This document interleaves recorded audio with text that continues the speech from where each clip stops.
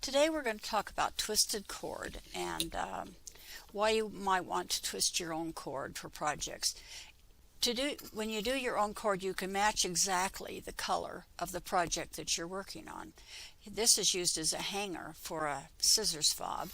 Here I've used the cord also as a hanger for a scissors fob, but it works the same if you want to go all the way around a pillow or something like a stocking, a Christmas stocking.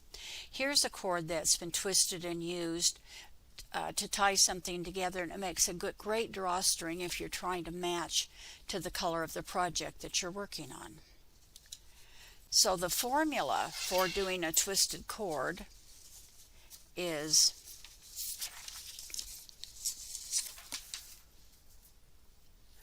if you're doing one color, you want to start with 3 times the length that you want finished. So if I want 1 foot finished, I start with 3 feet. For 2 or more colors, I start with 1.5 times the finished length. So if I want 1 foot finished, I start with 18 inches. Here are some samples of cord that's been twisted. So you have this one. You start with 2 lengths of thread, and when it's doubled, it doubles into 4. So this is number 5 pearl cotton. So I started with 2 lengths, so doubled it into 4. 4 lengths doubled into 8. 6 lengths doubled into 12. 8 into 16, and 12 into 24. And you can see that they get larger the more that you put in them. And I started with the same length of cord every time, so the more twist you have in it, the shorter the cord becomes. So let's talk about how you do it. Okay, this cord, I started with 1 yard of number 5 pearl cotton. So I started with 2 lengths, 2 yards, and when I twisted it, this is what I ended up with. So that's a smaller cord. This cord is where I've done 2 colors. So I have 2 colors, and they're kind of like a barber pole. And so that's the first one. You start with 3 times the length, and this one you start with 1.5 times the length. This has 3 colors in it, and I started with the yard length again, but with 3 colors I've ended up with that shorter length. Here's a cord that I've done, and I have done the purple, and then I've thrown some number 4 braid into it, and so that's what it looks like with a little bit of metallic in it. And this cord I twisted, and I just used the metallic braid for the cord. So to do your cord, you need something to twist. So you need a thread, number 5 pearl cotton, number 12 pearl cotton. For thinner ones, you may want to use something like stranded floss. Or you can use metallics, you can use wool. It just depends on what you want your twisted cord to be out of. And then you need something to twist it. This is a little mini twister that you can get. You can find these online, and they come with a hook in the end. This is an old wood drill, an old-fashioned wood drill. And I have just put a cup hook in the end. And I like to use this one when I do twisted cords for stockings and things. The mini drill doesn't seem to be quite strong enough for that to work. And the third kind of twister that I use is this. There's part of this. This is called Leonardo's Rope Maker. And it looks like this, and you can do up to 5 colors of cord at one time. You loop the cord over, and then you turn this, and it creates the cord. But you can also do multicolored cords with just the little mini drill. and I'll demonstrate how to do the cords.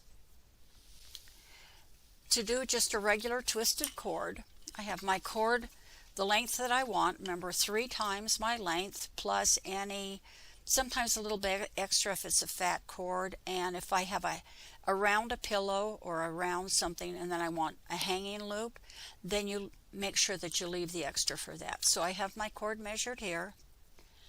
I put the cup hook through there, and then I just start twisting. And it doesn't matter whether you twist clockwise or counterclockwise. What you want to do is you want to start twisting, and as it starts getting where it's twisted enough, you can feel it pulling on the twister. And to check and see how much it's going to twist, I hold it about 6 inches or so away from the end, and then I relax it, and then I can see just how twisted that cord is going to be. So I know what my final twist is going to be.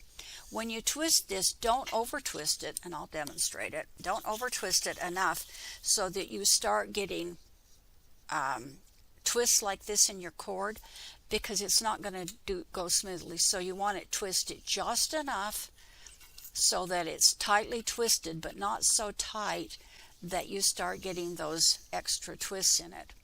When I have it twisted enough, I grab it down by the hook, I let the hook go, and then I take my hook and hold it over my cord. I keep pressure on it the whole time. You want to keep tension on it. So it's like this, and now I twist back the other way. And you can see how smoothly that does. Normally, directions say to just let it go, and I've discovered if it does that, it kind of bunches up, and then you get knots in it. But see, I have a perfectly twisted cord because I have kept tension on it the whole time. Now, to do a multi-colored cord, this one is going to have 3, and so you need something to hook it over. So I have it hooked here. I have my 3 cords, and I have one of them I put a metallic in to kind of add a little bit to it. And make sure that you have some of all of the colors hooked up at the top, because if not, it'll separate like it did for me and make it harder to do. Okay, so I have that now, and you want something to fasten your cord to as you're twisting it, because you have to keep tension on it. Remember, keep tension on it the whole time. So I'm going to take my cord and I'm going to start twisting it.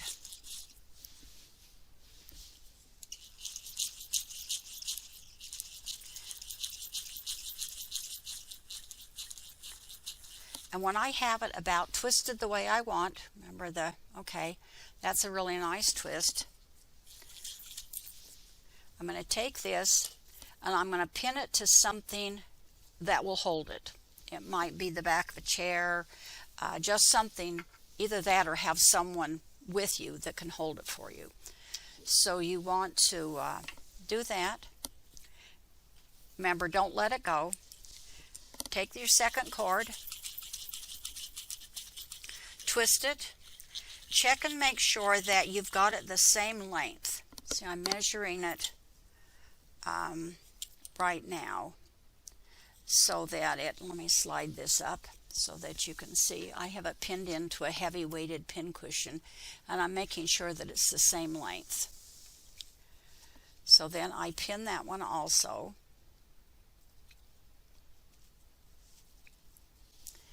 And then I take my third things of thread and I twist those.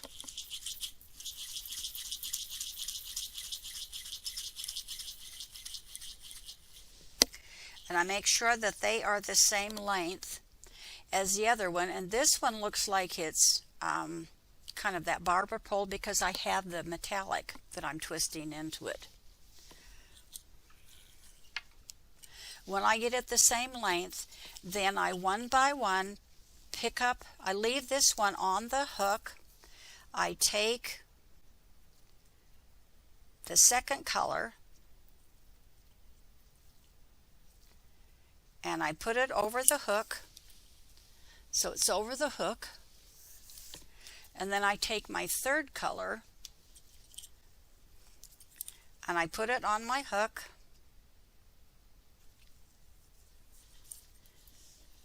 and then I reverse my twist. So the first twist is called the under twist, and the second twist is called the over twist. And if you haven't twisted your original under twist tightly enough, no matter how much you twist it the second time, it's not going to get tight enough. And so there I have a 3-colored twist with a metallic in it. Okay, it's important at the end that once you have done your twist, and as you take it off the hook, that you knot these ends together. If you don't do that, then the cord starts untwisting. So when you do that, you have a section of cord that's knotted at both ends.